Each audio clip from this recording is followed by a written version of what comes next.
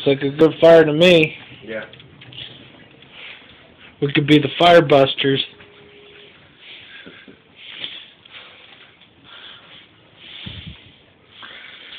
If you could change anything about your dad, what would you change?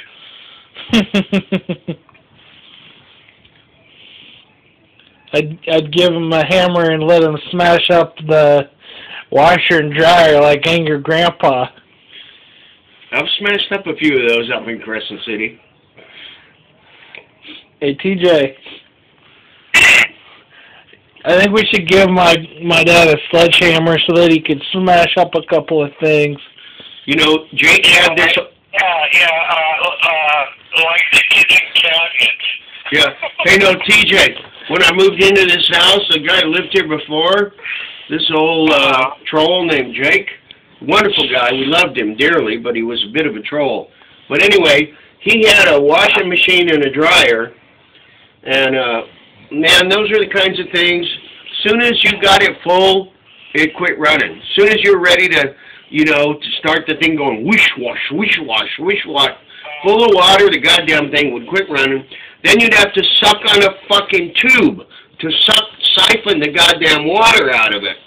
So I got so pissed off at the thing, I moved my car out of the driveway. I got this thing down to the top of the garage, about 15 feet off the ground. I pushed that son of a bitch off of there just to make it easier to take it apart. And believe it or not, that thing went down there, and so I couldn't believe it, man. It was like, it was all bent up, and parts were falling off it, and I plugged the goddamn thing in, and it worked for a while. I couldn't believe it. I kept beating on it, because I wanted to kill it. I was so upset. I wanted to kill it. I didn't want it to work. So, anyway, I got to get off the phone, man. Yeah, did you want me to plug in your cell phone for a charge? You could, yeah. Thanks, Ian. Where is it? It's over on the kitchen table. Hey, holy moly! Holy moly! Give us the Steve Wood. Hey, I think this is my good eye after all. No wonder I was having so much goddamn trouble. Why don't you give us the Wells Fargo finger? That'd be this one right here.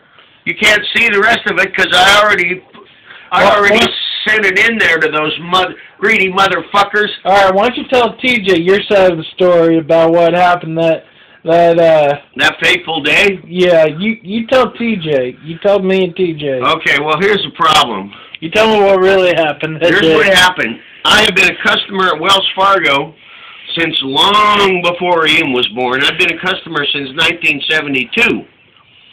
I gave them motherfuckers a lot of money when I was rolling in the dough, you know? I mean, really rolling in the dough. I had them Cadillacs and all that shit before Ian was born. Oh, man, we had a boogie time in those cars. But anyway, so I went in there to say that I'm leaving you motherfuckers. I don't like you people. I mean, I like the people in here. I like all the cute little, what do you call them? Tellers and all that shit. Don't tell on me. But the business of this bank, I say, fuck it, man, with the big red one there. And so I go in there. Who do I see in there? My God, I see my ex-wife sitting in there with our personal banker, getting all this inside information to make extra money for her, but whose pocket it's coming out of? Old Uncle Billy is coming out of his pocket. It's almost like they turned me upside down, had a shop back there, sucking the money right out of my pockets. So what I did was, I had about $800 in 20s in my hand. And I got so upset, as I remember it, that I just threw them on the floor. I just thought, you know, fuck you guys. If you guys need the money that bad, why don't you get down on the floor and pick up the money, you know? Let's just let everybody see how greedy you motherfuckers are. Well, then they started to surround me. I had about 10 of these goons in their fancy cheap suits, you know? Cheap polyester suits. coming after me, blocking my way out. And I've been through this with my wife before, because she had me thrown in the crazy house. And Ian can verify that, because he's been in there too, a different one. But anyway, I had the rough treatment. I had like 6 guys.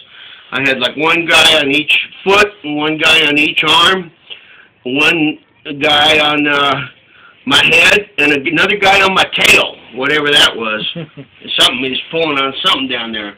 And so I've seen these guys in their cheap suits, these fucking pogues. That's what I call them. Just a bunch of pogues in the bank there. Don't know what the shit they're doing. Closing in on me in Wells Fargo Bank. And so the one biggest pogue of all, the fanciest suit of all, this ugliest purple tie with his pink suit, I just give him a little shove to get out of my way, because they were saying, if you don't get out of this bank and quit causing the disruptions, we're calling the cops. And so I thought, okay, I believe you. I want to get out of here now. You just got to get out of my way. So very gently, on his cheap polyester suit, with my clean hands, because I wasn't grubbing on the floor for no $20 bill, I just gave him a little pushback. And then I went out the fucking door. And then the next thing I remember, I got about 3 blocks away, and all hell broke loose. Motorcycle ran right up the back of my minivan. A guy was on the roof beating a belly club, and then another cop car went slamming around, just like a TV movie, man. No, well, not quite. Not quite. But anyway. Okay, that's it. That's not quite.